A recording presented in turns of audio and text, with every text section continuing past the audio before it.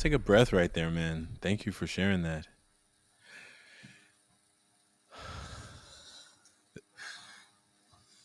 There was one statement when you were saying you were like, I'm not really sure how I felt, and I guess I would just ask you if you could name a feeling. Is there a feeling that you felt, or is it just hard to talk about what you felt? Um, it's like it's not hard. It's just I don't know what what word I could use to describe it. Just because I felt fear before, but that was like a different type of fear. Like I was shaking. Like I was texting people, and I was it was so Mhm. so unorganized because I just need to like tell someone this like now so they know. But eventually I calmed down. I was fine, but it was definitely like a emotion where I wasn't thinking properly. You know, I wasn't even typing properly really either. And yeah, so that was definitely like I can assume that's like my first real experience with fear being so like heavy in my thought process during that At time. 11 tonight, it started with an East Bay High School student expressing his commitment to social justice. Then came the online threat and the hate mail. Tonight, a truce in this battle, an understanding between a senior in high school and a senior citizen. NBC Barry's Terry McSweeney has more from Dublin. And I was actually shaking. I was like, what's happening right now? I couldn't really process what was happening. That's how 17-year-old Dublin High School student Denel McMahan reacted when he heard about a post threatening the Tri-Valley for Black Lives rally he organized for this Sunday. And he actually referred to us as thugs. The rally had the Dublin City Council's blessing, but not the okay. Welcome to the Taking Off the Mask podcast. My name is Ashanti Branch, and I'm really glad you've joined us. Today's guest is Denel McMahan. He's 17 years old. He's a senior in high school. He's on his way to college. He is navigating the world on this new journey of the ending of a pandemic, moving into the future of his life. And as a senior in high school, he experienced something really challenging. Maybe think back to yourself. Like, what was high school like for you? What was your senior year of high school? Maybe you were preparing to go off to the military or to trade school or to college. Maybe you're going to start your own business. Maybe you're just going to go get a job. Like, what were you doing your senior year of high school? Well, Denel, in his senior year of high school, had a public online threat by the National Rifle Association, by a member who called on people to bring some danger towards him, even posting his picture. He learned a lot. He grew up a lot. But one thing that is really powerful in the aftermath of this scenario is a quote by a senior citizen who spoke about Denel. Maybe think about what would older people in your life or people in your world have said about you when you were 17. But this is what was said about Denel. I never thought a 17-year-old young man would basically wake a 65-year-old man up. Denel follows his heart and through passion and through love, trying to help his community. You're going to learn more about his story. He just received a Rotary Student of the Year award. I really want to honor him for that. And either more awards that we're not going to name here.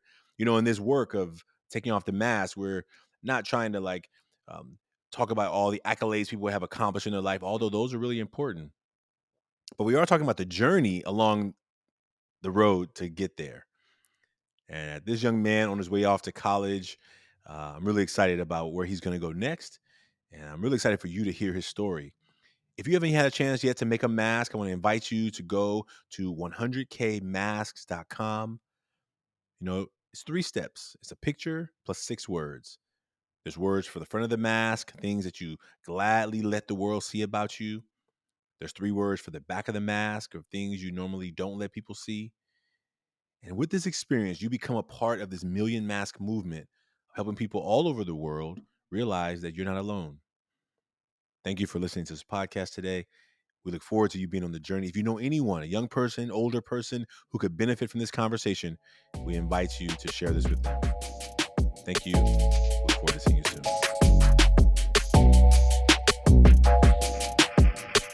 Well, welcome to the Taking Off the Mask podcast. Denel, I am so glad to have you here. Hi, I'm glad to be here. Well, listen, I want you to introduce yourself. I think I would like the listeners to know who you are.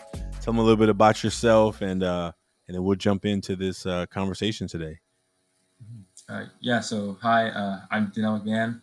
I'm a current senior at Dublin High School, also the BSU president. I also run track.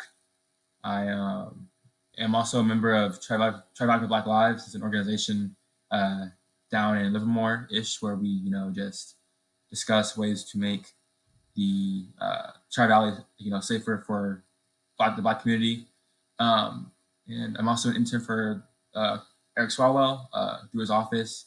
So yeah, it's pretty much about me. So Awesome. I don't think I knew half of that. I didn't know about you working for Eric Swalwell's office, and I didn't know about say the name of the program. What is the name of the Tri-Valley for Black Lives. It's Tri-Valley for yeah, Black Lives. it's Okay. Awesome. Well, I'm excited that you're doing some amazing stuff, and I'm sure we're going to learn more about all the amazing stuff that you're doing. Like right before we actually started recording, you just told me about you just came back from an award ceremony. Yeah. yes, What were you it was for the Rotary Student of the Year. So they just take into account like your academics, extracurricular activities, and what you've done over the school year. And I was nominated and I won, so I had to give a little speech at the school today. Yeah, it was pretty cool. So Now, is your school? Are you back in session live at school? we had the choice to either be hybrid or distance, and I just stayed distance because we had like 2 months left at the time. Now we have 3 weeks, so I figured there's no point to adjust now instead of taking the time to focus on my schoolwork and finishing off well. So. Great. Now, what is going to happen with graduation? Since you're a senior, what is your graduation going to look like this year? So they actually have 3 sessions for graduation. There's going to be 2 in person, one at 1 p.m. and one at 4 p.m. And then 1 virtual graduation for those who do not feel comfortable coming out. But I chose an in-person one because I feel like after 4 years, that's the one thing that we should all look forward to having, no matter what, with COVID and anything like that. So I'm really excited for it. So right on. And I gotta adjust some light here for those who can't see it, but just so you know, I'm adjusting some light here. Listen, well, look, this is Taking Off the Mask podcast, and I'll give everybody a little background. So how Denel and I know each other. So Ever Forward is doing some work at Denel's school this year during COVID. We've been a part of this young men's circle. We meet during their advisory once or twice a month. I think it started around November, December. And then this year we've been, in 2021, we've been meeting a little bit more regularly. So he and I have met each other several times. We've had some really powerful conversations as a group. But this is he and I first time having a conversation, just one-on-one. So, and not one-on-one, just you and me right now, but it's the one-on-one plus the Ever Forward, the global, what do you call it, podcasting world, yeah. And since you've already made a mask, what we're going to do is we're going to go through that experience. I know one of the things that we've been trying to do, we've tried to do, is get some of the young men activated to take this to their peers, to do the work with their peers. And we haven't yet got it off the ground yet with the peer mentoring yet, but hopefully next school year we'll get it rolled out, So you and I are going to make a mask together and we're going to share it. Yeah. Yeah. Yeah. So do you remember the steps of making a mask? Do you remember the steps? If I am correct, it was I know you had to draw a mask, of course, but then you had to put something on the outside, that represents what you are on the outside, and then on the inside is when the inside is what you put on the inside. And I think that the outside part is you draw something, right? You draw how you feel on the outside, something like that. Yeah, you got good memory. We're gonna call it the front and the back. Okay. So yeah. we don't use the outside and inside, but you're on the right page. So let's on the left side, if you take your paper, fold it in half, and then if on the left side, we're just gonna write the front of mask. Just write front on the left side, okay. And on the right, you're gonna write back. And for those of you out there who have not made a mask yet, I invite you to go to 100kmasks.com and you can make a mask anonymously, digitally, And this activity that we're doing right now, Denel and I, is an activity we do with people all over the world. And so we look forward to you being a part of this movement as well. So the first step, you were perfectly right. You're going to draw a mask. So on the left side where it says front, you're going to draw a mask. So we'll both draw something. Let's see. You have your mask finished? Yeah. All right. So the next step is 3 words that are going to be on the front of the mask that are qualities or characteristics of yourself that you gladly let people see. So what are 3 qualities or characteristics of you that you gladly let the world see? And you write those on the left side, somewhere on that side, okay? All right. Yeah? Yes. Okay. All right. All right, now the back is, different than the front, right? So the front is the things that we gladly let the world see, and the back is what are the things that we normally don't let people see? Okay. What are the things that we normally don't talk about? And you write those on the back, okay? All right. 3 that you feel comfortable writing. And for those of you out there that are making a mask, you can, again, you can do that at 100kmasks.com, and invite you to do that and be a part of this movement. We've collected over 50,000 masks from more than 25 countries. And so this work is about giving men of all ages space. So whether you already have a job and a family and a career, or whether you're in high school, my brother here, who we all have a knowledge of these masks we wear. And so I'm hoping that you will be a part of the movement with us. All right. All right. Yes. Okay. So before we talk about them, I just want to ask you, because this is like have you made a mask since the workshop? Have you made one? I have not actually, no. Oh, okay. So that was back in November, early December. I'm not sure exactly when our first session was. So how was it today? Since you've made one before, how was it making this mask today? I felt like it was like a little easier. I guess that with the mask the first time it made me a little more self-aware of what I hide. Well, just hide within myself versus showing others. So I kind of with this one I kind of felt I could just already write stuff that I already kind of already knew what I had to kind of or what I knew what I already had. So basically, I kind of felt that I already knew what I could do with this mask today. So. Have you? Because you're back in sports right now. You're playing, right? Mm-hmm. November, none of that has started yet. Is that right? Yeah, nothing was going on at that time.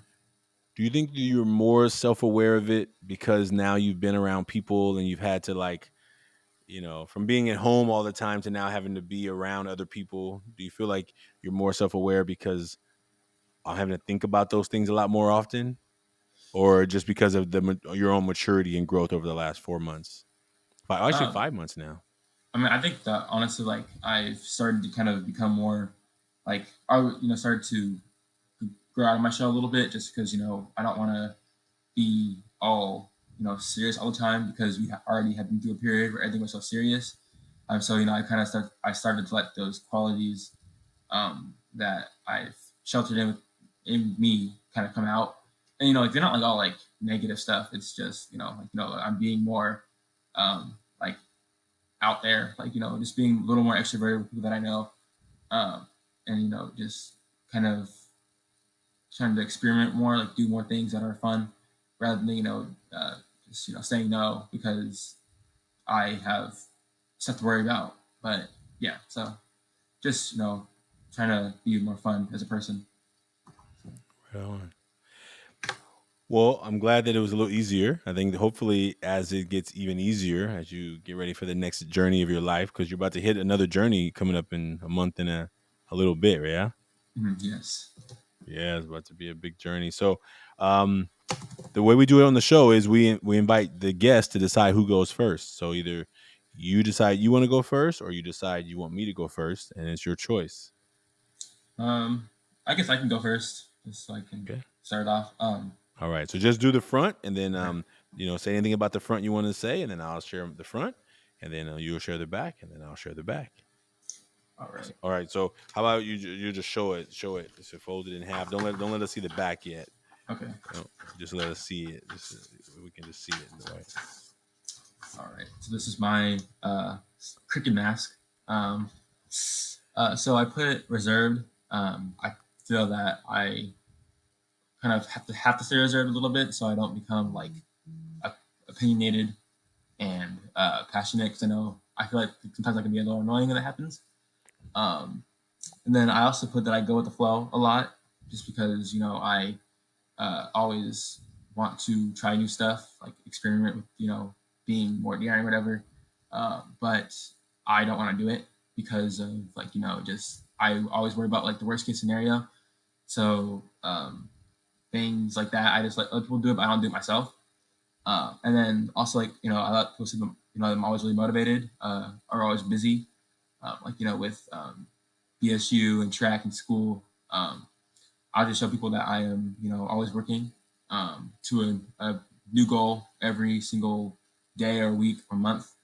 But yeah, those are pretty much it. Just it shows that I am very calm and driven. Yeah, that's pretty much it. Awesome. Thank you. All right. So your three were perseverance, go with the flow, and hardworking. Reserved. Sorry. Reserve. Yeah, Okay, got yeah. it. Reserve. Okay, good. All right. So I have some new ones this time. I'm not sure. Something was driving me to write some new ones than I normally write. So I wrote caring, smart, and hardworking. Those are the three that I wrote. Caring is a fairly new one that I've started writing. I've always thought I was caring, but I never wrote it. I always was like my math was really intense, like serious, and although I am serious a lot, I think I've been trying to like even not only make an acknowledgement of it, but show it more. Right? I think Yeah. that even being serious, you can be caring, but sometimes the serious can come out first, right? Mm-hmm. And I think like starting there. And I'm not even sure why I wrote smart. I think I wrote smart because I'm in the room with you right now. So I was like, I think you have an energy around you that is really like that captivates this idea that I remember being in high school. I remember being a senior. I remember that journey, and I like the feeling that I'm smart. I don't try and prove it. But I like knowing stuff, right? I like knowing stuff about different stuff, right? I like knowing different things that sometimes people will be surprised to know, right? I think I like people to see that, and hardworking is definitely a big one, right? I think I'm super dedicated. I look at my desk, and you wouldn't think I work hard because my desk is such a mess. Unless you know that messy desk means it's a lot of work. I don't know I don't know what it means, but I know that I look at this desk. I'm like, God, this desk is a mess. But I do know that hard work is important to me. It's a value of mine, and it kind of sometimes bothers me when I meet people who don't really work hard. Like I'm like, okay, I don't like judging people. I do my best. I'm like, okay, that's them. Just let. But hardworking is another one that I really try and let people see. Yeah. Yes. I definitely agree with that last one. Definitely. So. Right on. Well, we have that in common. Yeah. Yes. Yeah. Take a breath.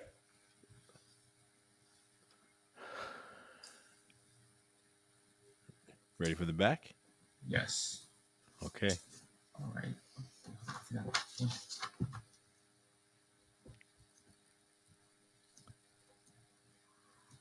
All right. Okay. I forgot one word. All right. So for my back, I put that I'm very opinionated. When I have my opinions, I stick to them, and I usually can adjust to other people's opinions.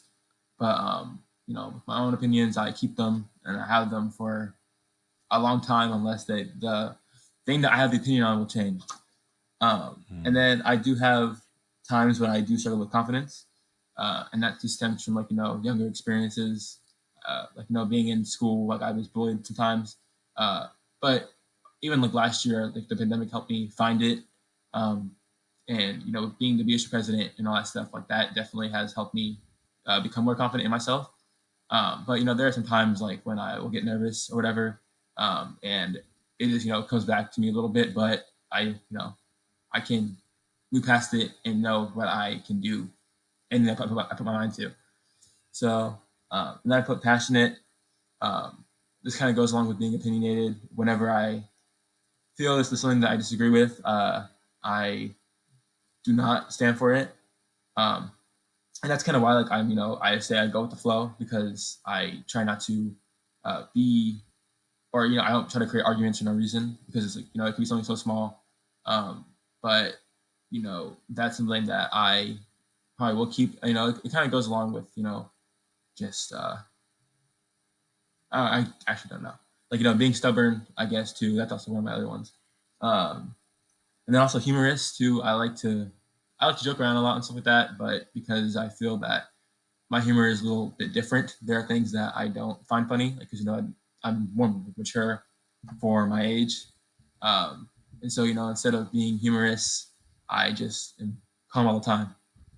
So yeah, that's pretty much it. Say the last part there. You said instead of being humorous, you do what all the time? I'm just calm and I'll laugh a little bit, but it's not like I'm dying on the floor laughing hysterically, anything like that. Got it. So cool. I want to come back to that, because there's something you said I want to come back to in a second. I'm gonna share the back of mine, and then we'll jump into some more conversation. Yeah. So for the back, let me get the right angle. Angle. Okay. I wrote a fear of failure. I wrote sadness about death, and I wrote uncertainty. And I think the fear of failure. I've been writing a lot of different types of fears lately. I usually leave a bunch of blanks afterwards, just the idea of like the things that I'm afraid of. Like failure is one of them. Like not being successful, not achieving the goals that I have for myself. I think those are some of the things that I'm really I think about a lot. And I think the uncertainty is like, well, like the uncertainty of like, is this going to work? Is this big dream I have going to work? Right. And I think anytime you're like striving for something big, or I'm striving for something big, like I want it to work. Like I don't want to strive for something that's going to fail, but knowing that failure is a stepping stone to success, and but the uncertainty is like, man, I'm working so hard. Is this going to happen? Like, is this dream going to happen? Like I think is going to happen, Mm-hmm. So I think those are the things that sadness about death. My father died before I was born, so it's one of those things that this book that I'm reading, when it talked about like, when I was born, like the sadness that my mom had to carry with her, that like the way he describes it in the book, he talks about it's a book called "It Didn't Start with You." How childhood trauma can lead into our lives as adults, and um, how if you don't deal with them, or you don't acknowledge them, or try and do something with them, they can show up in really unplanned ways. But like anytime a death happens, like I just rather not talk about it. Like I rather just kind of almost ignore it, almost the opposite. Like I think I feel so deeply about it that I'd rather just be like, yeah, I don't want to go. I don't want to go. And sometimes, when people in the family pass, sometimes the family makes you go because it's about showing respect. And sometimes I'd rather just not know. Just don't tell me, But those are the three that are standing out to me right now: the fear of failure, sadness about death, and uncertainty. Yeah. Yeah. And I actually don't know why I didn't think of those, because those are also some of my things too. Mm-hmm. Definitely, like especially like a fear of failure too, which kind of stems for me to have like a fear of success a little bit, because I'd rather not do something instead of fail. But at the same time, like if I don't try it, how will I know if I fail or succeed? Like it's like that kind of thing. So Yeah. That's an interesting. Did you say a fear of success? yeah, a little bit. Yeah. Yeah. And then actually too, this also comes into like if you succeed one time and then you have to do it again. If you don't, that's like one of my things too. Like oh, well, what if I don't succeed this time? And that's when I rather not do it at all. So Now you're an athlete, right? yes. What sport do you what is your event? So I do shot put and discus, and Okay. those are definitely events where you have multiple trials, but not every throw not every throw might not be the best throw. Like um, with me, for instance, I think it was 2 weekends ago where I went through like a uh little like, struggle with how I was throwing. Um, and, like there was a time where I was like, okay, I'm just not gonna like throw until the meet because like it's just no point to keep going through it and not doing well. But then I didn't even throw out the meet either, so it was a little frustrating. But then I came back to it, and then I PR'd last Saturday by like 8 feet. So it was pretty cool to see. You just refresh yourself and come back to it. Now, for those who out there who don't know what PR is, what is PR? It's a personal record. So, Okay, and you beat your personal record by 8 feet. yes. Yeah. Did you shock yourself? Yeah, I mean, it was pretty surprising because I didn't even think that it went that far. But when I heard that it was 126, I was like, oh wow, that was like it was pretty shocking to me. So Right on. Now, and what did you? Because you said that. Would you think the break, the resting your body to give yourself, a chance to rejuvenate, was it, or was it a different level of confidence you had when you went back? I think it was both because when I was throwing that 1 week, it was like I was getting frustrated. I was getting worried about my throw because I was doing so well up until that point. I was PRing every single weekend. And then I was like, okay, well, what if I don't PR this weekend? Like, it was just like a little like thought in my brain, but I didn't. It wasn't as bad as I thought it would be. It was just a little hiccup in the way. But then I came back. I felt more confident. I just took a little refresher, and yeah, I came back better. So Hmm. Well, congratulations on the PR. thank you. Congratulations on that. Um, and I guess just as we think about these masks, as you think about this last 4 years in high school, you're about to go off to college. Yeah. Yes, Yeah. I'm going to Do Santa you, Clara University. okay. Fantastic. That's exciting. Congratulations. Thank you. I know one person who went there. So if you need I mean, he's definitely graduated a long time ago, but I think he teaches some classes there now. So if you need some connections, let me know. Um, Definitely. what, what do you think, like, in terms of your peers? Like, because I think you're one of the few seniors in the circle, I think. If I Yeah. remember right, yeah. So as you watch the younger men in the circle, as you kind of observe them, whether they have their cameras on or off, or their, whatever their personality types are, and just for your own self, like, what do you notice about, like, the mask? Like, sometimes you said you're reserved, right? Hmm. You're kind of quiet, and I would say I observed that. I would say I Hmm. observed that. And then last week, you kind of there was a lot going on, and you kind of like you had some excitement happening, yeah. Yes. I don't know all the excitement. I'm not going to share anything in that excitement because that was a circle. But I was just say, what do you notice in terms of why is it so hard for young men to talk about these things? Why do you feel it's so hard to talk about these masks? What did you notice for your own self? Why was it? Has it been hard for you to talk about the mask? Um, not for myself because I know that we were in a circle and that was the activity of the day. But possibly like in public for people to discuss that, I think it's probably because like of just the whole I don't want to say like a stigma, but like it's more of like the stereotypes that come with being uh, a male or a black male at that one because we're uh, told to be tough and uh, just keep your emotions to the side. But then when you have moments like when you need to express your feelings, you don't, and eventually it bottles up into something else that gets worse. Um, but and then as for you saying to what I observed in our peers at the circle, I feel. Oh, sorry. I was saying I feel that they are more willing to open up with us because we all have one thing in common, and that's two that we're men and black at the high school. So that makes it easier for us to share anything, which is cool. I wish that I had this when I was a sophomore, because I didn't really know any other black upperclassmen like that until like my sophomore year or senior year, when I was one. So yeah. Like, of all the names that are on that list, right? The email goes out to like, maybe 75, 80 young men, I think, somewhere around that numbers, fairly small population of African American young men there.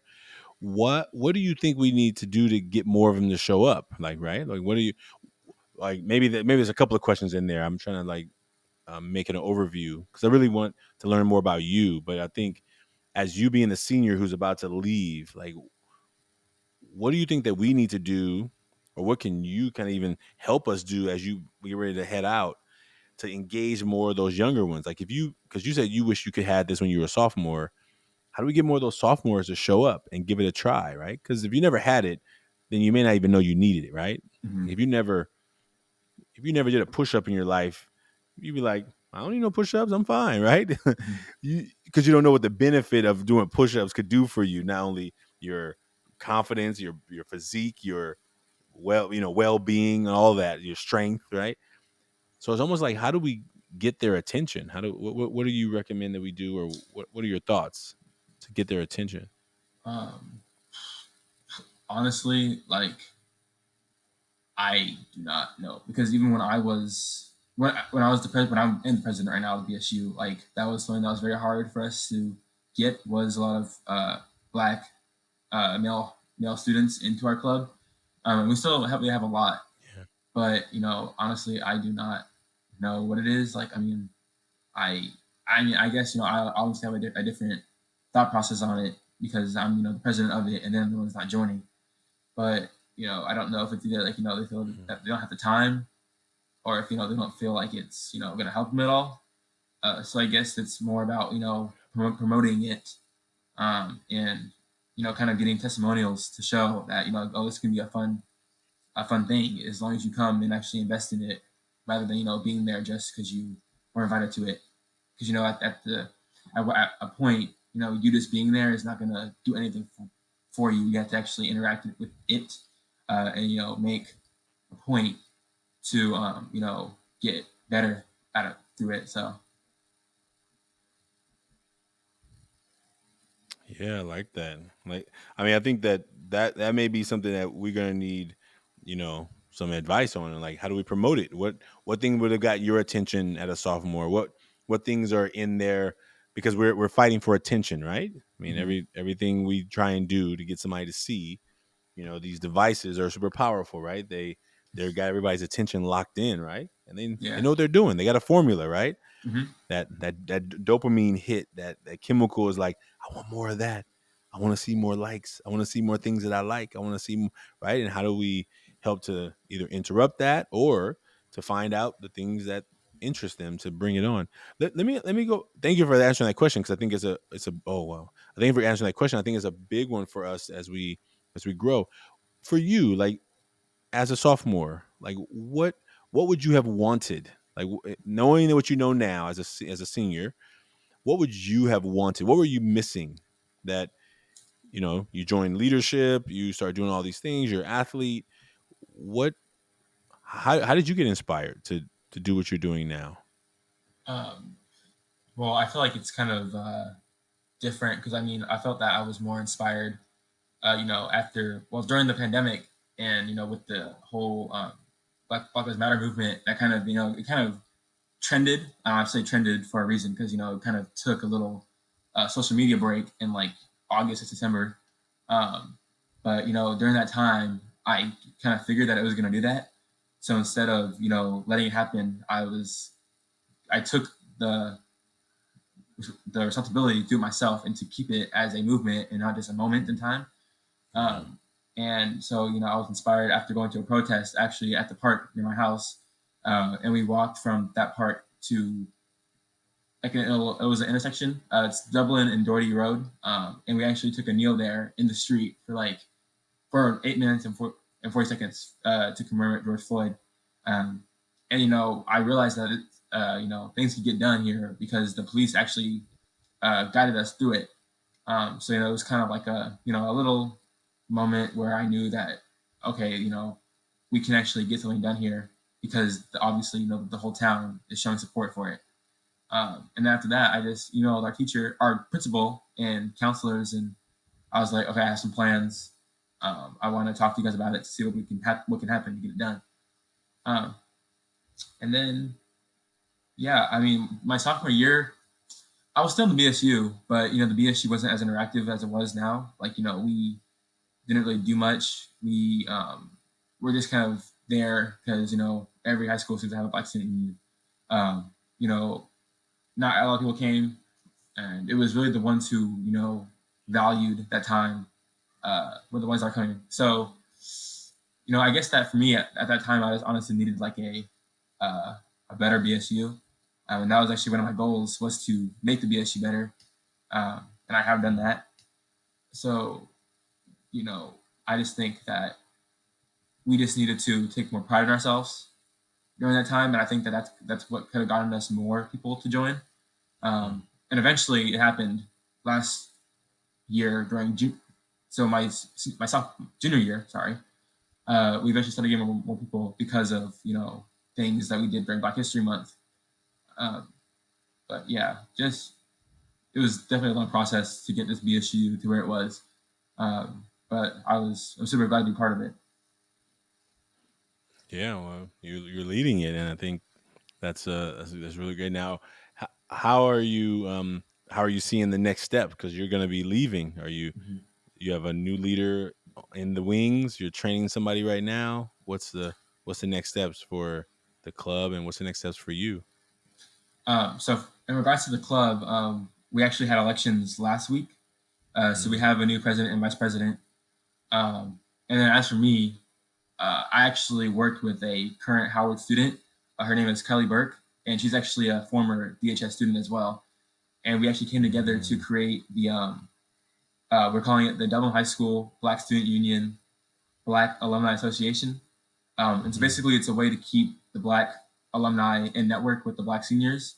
And so, I'm going to be using that as a way for myself to communicate with, the future leaders of the BSU, and just, if they need any help with, running it, I'm there.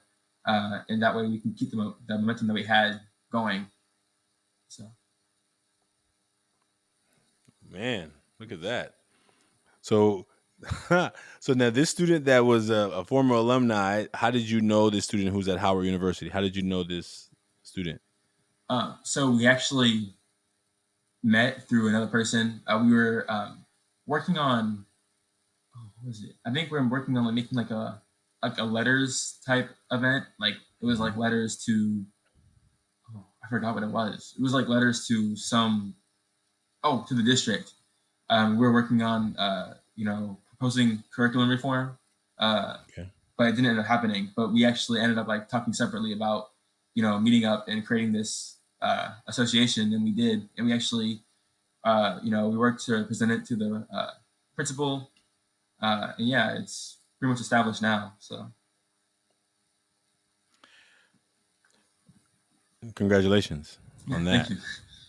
On staying connected with your peers, on coming back. And let me ask you this. I guess this is not really an interview. This is more like a conversation. So do you have? I mean, I'm kind of asking a lot of questions because I'm always curious. Do you have questions? Because this is not intended to be an interview. This is more intended to be a conversation. Mm-hmm. And I want to make sure that I leave room if there's something something you want to talk about around questions, as masks or whatever. Like, what is there something you want to talk about? Yeah, I guess I'll ask, how did you start this mask movement, and how did you get it to be, basically international? Because I saw you were in Mexico for it. So I want to know how you got to expand past the U.S. borders. Yeah, man. Well, because like you, I love to travel, right? So I think the way it happened was, if I can just remember, the documentary came out, "The Mask You Live In." That was a documentary that we first did the activity in. And I remember shortly after that, some educators in Australia reaching out. They were doing some work. There was an organization in Australia called the Mankind Project, and my brother Brandon Clift, like he reached out to me. I think it was on one of the social media. I think it was maybe Facebook, and he was like, "Hey, I'm from Australia. I want to talk to you about. We're going to do a screening." And coincidentally, the weekend that they were going to be doing the screening of the documentary, there was this conference in Melbourne. Melbourne is in the southern part of Australia, and I was going to go for this education conference. And I was like, "Well, I'm going to be in Melbourne." Like he's like, "Well, Gold Coast is only a couple of hours," and so I was like, let me see if we can pull this off, right? So Yeah. I started strategizing, and I think that was the first time I had ever been to Australia, first of all. And then I was like, well, you know what? I know somebody in New Zealand. Let me reach out to him. So reached out that was my buddy Callum. I'm like, and I think it was just like because I'm always thinking about masks since we started this work. I'm trying to think what year that was, but I think I may have started the work in Mexico first. I think probably I went to Mexico before I went to Australia, but because I love to travel, I'm always, if I can speak the language, we're gonna make a mask, right? I'm gonna at least try and invite somebody to make a mask. And I think so that Australia trip was amazing. But the one in Mexico was different because that's my second language. So in Australia they speak English, but so I went to this. I had somebody help me translate the cards, because normally they're on these postcards, and so I think let me see if I can find postcards. So they're on these postcards like this. This is the mask activity on a postcard, and basically people they do the writing on this side, and so people would be mailing them in, and I happened to be going on my way to Mexico for the summer, and I was like, well, if I get it translated, I could take some with me. And I forgot the cards. Like I forgot them. So I was like, I got to Mexico. I didn't have the cards. I'm like, what are you going to do? So I basically just printed them out on pieces of paper and went around to downtown in the Zocalo area, which is, center of town. And I was asking people, hey, would you be willing to make a mask? I had my godson with me, and some people were the yes, some people were no. And some people, like most of the adults were like, here, have my kid do it. The adults were like, I'm not writing no stuff down. Right. But a lot of the teenagers were making the masks. And I think it just became like, it makes sense. Like, Right. And so any other country who reached out, I'm like, hey, if we don't have it in your language right now, I think we went to Brazil, the work went to Brazil. So we translated to Portuguese. There's an educator just recently in Icelandic. I can't even tell you one word in Icelandic yet. But those are the things that's how it happened. It wasn't really a plan, right? I was just doing the work here, and it just made sense. Like if I can support a teacher there, it was actually it was really expensive to try and mail cards to other countries. So it's easier for me to send them a file and have them to print it themselves, as opposed to me trying to mail stuff and get stuck in customs because they think it's like something dangerous, and then they never get their materials. So yeah, I mean, that's how it happened. And now over 25 countries. And I'm hoping, one day, like the goal this summer. What are you doing this summer, by the way? What are you doing? I know I'm just going to be just traveling a lot. So, and getting ready for college. That's pretty much it. So, You're not working this summer? No. I did have a job. I want to, spend my summer doing stuff rather than working. So, Good answer. I'm glad if you hadn't said that, you were about to get an offer right here. You about to, okay, well, good. Yeah. So ultimately this summer, we're going to like go through all the masks and like, create a map of where all the countries where masks are from.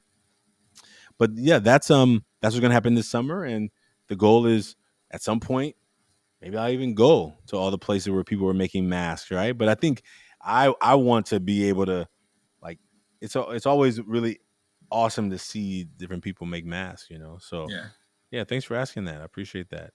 Definitely. Yeah. That's a good question. I'm trying to think. You know what I want to do? I'll tell you what I really want to do. I want to take. Have you been out of the country yet? No. Not yet. Yeah, Awesome. Not yet. like I want to take young men in this in ever forward. I want to take them to like paradise, you know. So I Mhm. just met some folks from Hawaii, and have you been to Hawaii? No, I've Man, I'm still I've only been to like Nevada, uh um, huh. and Tennessee, Okay, but Tennessee. that's farthest I've ever been. Yeah.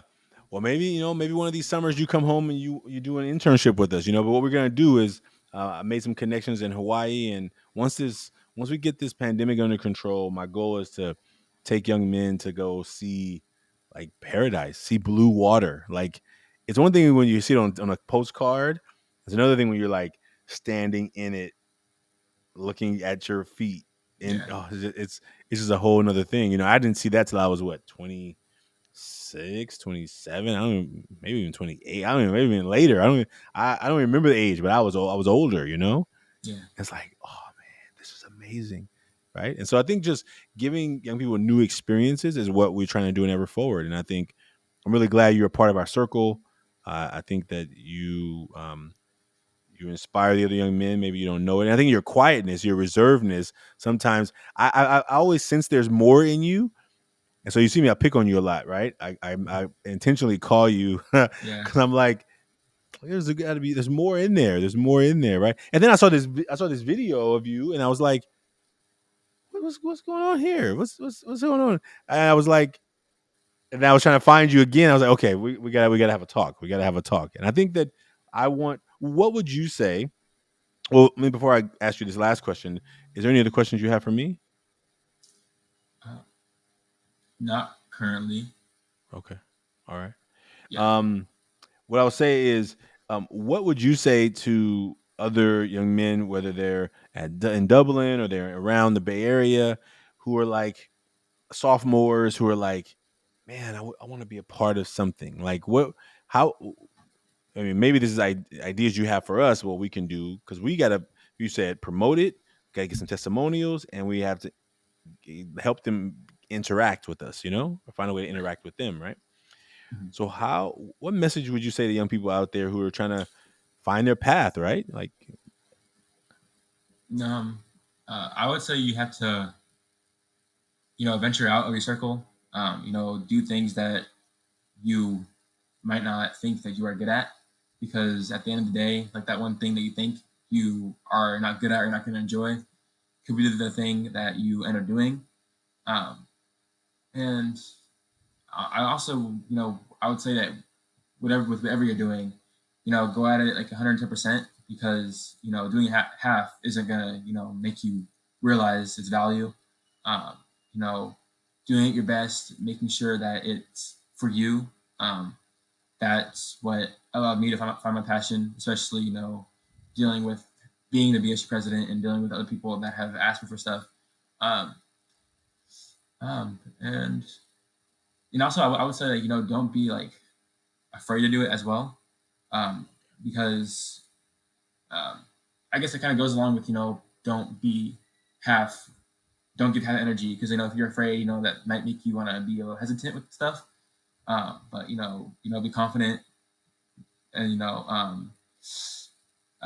yeah, be confident, and yeah, just go at it, because that could be the thing you end up doing, and you just don't know unless you try. So let me ask you this: where do you get this motivation from? Like, there's something in there. There's something else in there. I don't know. Tell me what what inspires you? Like, um, I would say, like, I always have a lot of talk with my parents about things, and they're the ones always telling me, to kind of venture out of my circle, um, and be more like daring with these kind of things, because that's honestly how I got my ideas for um, the BSU. I was talking to my parents, and, they're helping me figure this out. They're telling me that if you want to make change, you have to deal with uh, you know, the people who want to appease you, people who agree with you, people who even disagree with you.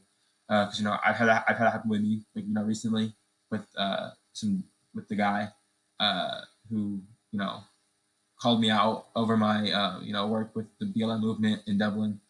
Um, but yeah, like they have helped me a lot with that kind of stuff. And, they're always, telling me to do more because, at the end of the day, you can't settle. Because when you settle is the day that, people are getting better than you. So yeah, definitely my parents. Yeah, thank you for that. And you hinted at it, but the I hinted at it before, and then you kind of hinted at it right now. So maybe we just kind of like clarify it. What happened in the situation that you were confronted? Like what was the Yeah. situation? And maybe we can even, I know there's a clip on YouTube somewhere. Maybe we can put the clip in the show notes, Mhm. so people can see some of the story. But will you just share what? Are you comfortable sharing what happened?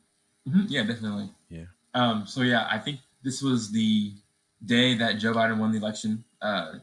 So that was the 7th of November. I was actually in Las Vegas for my sister's birthday. It was her 21st birthday. And then all of a sudden I get this text from another student. He actually helped us a lot with video production for the BSU. He was telling me like to, like watch out for my safety, and like I was really confused.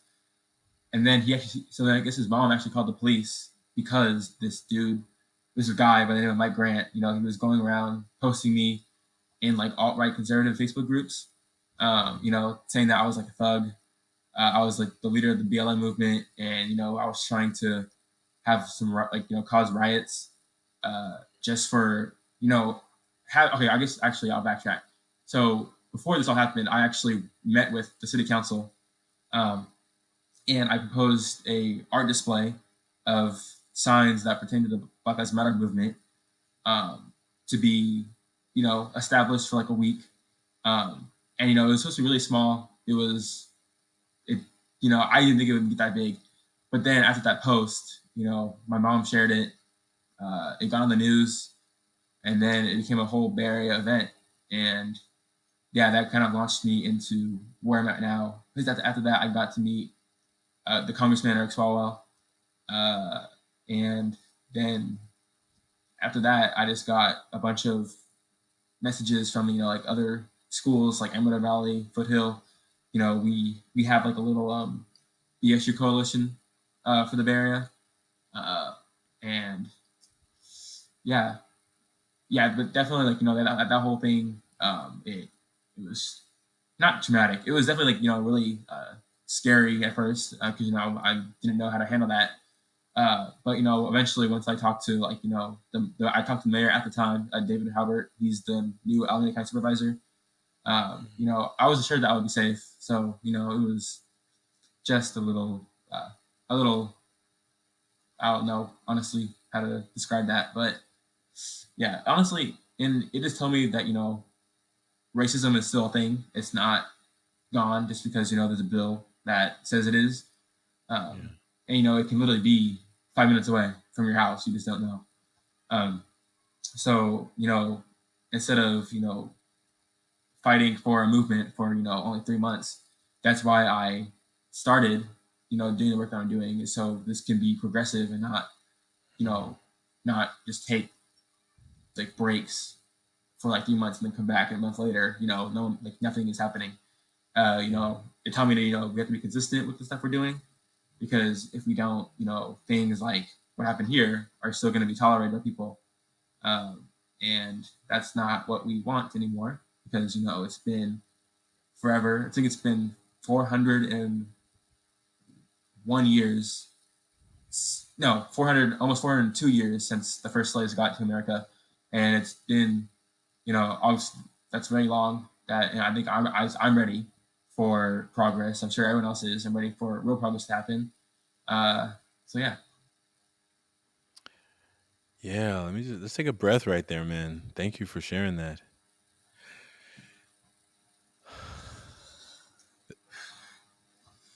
There was one statement when you were saying, you were like, I'm not really sure how I felt, and I guess I would just ask you if you could name a feeling. Is there a feeling that you felt, or is it just hard to talk about what you felt? Um, it's like it's not hard. It's just I don't know like what what word I could use to describe it. Just because like I felt fear before, but that was like a different type of fear. Like I was shaking. Like I was texting people, and it was so like so unorganized because I just need to like tell someone this is like now so they know. But eventually I calmed down. I was fine. But it was definitely like a emotion where I wasn't thinking properly. I wasn't even typing properly really either. And yeah, so that was definitely like I can assume that's like my first real experience with fear being so like heavy in my thought process during that time. So Yeah. Well, man, I am very proud of you. First of all, I just want to say I'm proud of you. I'm thank you for being on the show. Thank you for being a young man who's willing to let his voice be heard, and for taking on leadership that you could have just went on and focused on sports and school. You didn't have to take on the leadership, but deciding you wanted to make it better. I really appreciate you for that, and thanks for being on the show. yeah, definitely. Thank you for I inviting me. look forward to connecting with you while you're in college, and you're gonna be somewhat local, right? So Mhm. maybe one of these summers when you're not just relaxing, we're gonna find a way to get you up in here. And if this work is needed in your work, please reach out to us. However we can serve you, just stay connected. Like we tell young men, once you're a Yeah, part of Ever definitely. Forward, you're always a part as long as you want to be a part. And that's what we hope Mhm. for you, man. So thank you, and folks out there, if you are, if you know a young person in your life, a young man who's like, man, just could use an inspirational word, check out this young man, senior in high school, about to go off to college, trying to figure it out, but also experiencing this idea of taking off the mask. Please share it with somebody that you know, and we look forward to supporting you in the work that you're doing with young people in your own community. Thank you, Denel, brother. I'm proud of you. Have a great summer. Since you're not going to work for us, I guess at least I wish you a great summer. I guess I really mean it. I'm just kidding. I hope you have a great summer traveling and Yeah, making thank you. fun and enjoying the summer before senior or freshman year of college. I Yes. hope that your classes will get you some in-person activity, and Mhm. we'll see you soon. Yes, Anything you want to say definitely. last minute? Any last thing you want to say before we sign off? Just thank you for having me on the podcast. I I look forward to watching it, and I guess I'll also see you next week because we have advisory that Tomorrow. week. So Isn't tomorrow? I got an email saying that it was changed to next week. Oh, okay. Oh, was there an So error? Because I saw it. it was an error. I was like, okay, good. Thank you for telling me. Because I was like, what? I thought it was next week. And then, but I was ready. Let me see. She, okay. I'm gonna look for that email again and make sure I kept my calendar right. Apologies for the information. Wednesday the 12th, Yeah, and the 19th. Okay, great. Well, good. Well, I was looking forward to seeing you tomorrow morning either way, but I got to see you today. So we'll connect again soon, and I look forward to hearing about your graduation. Make sure you take some pictures, so at least definitely. you can share them with the young men. All All right. right. Yeah. All right, brother. Well, take All care of right. yourself. Have a great evening, and we'll see you soon.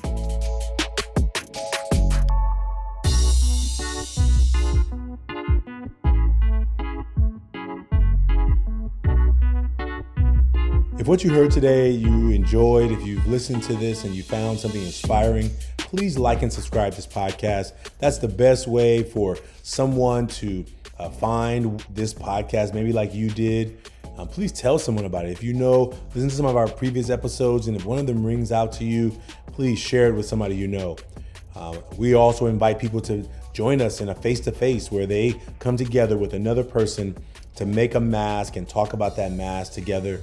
There's short conversations, about 20, 30 minutes.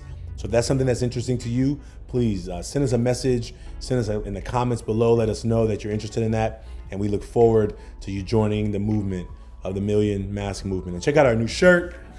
I don't know if you can see it, but this is our new shirt, the Million Mask Movement. And so we'll have these soon available. But we look forward to you being a part of the movement and supporting our work. Please consider supporting the work that we do in Ever Forward and in the work that we do in the Million Mask Movement to let people around the world realize that they're not alone. Thank you.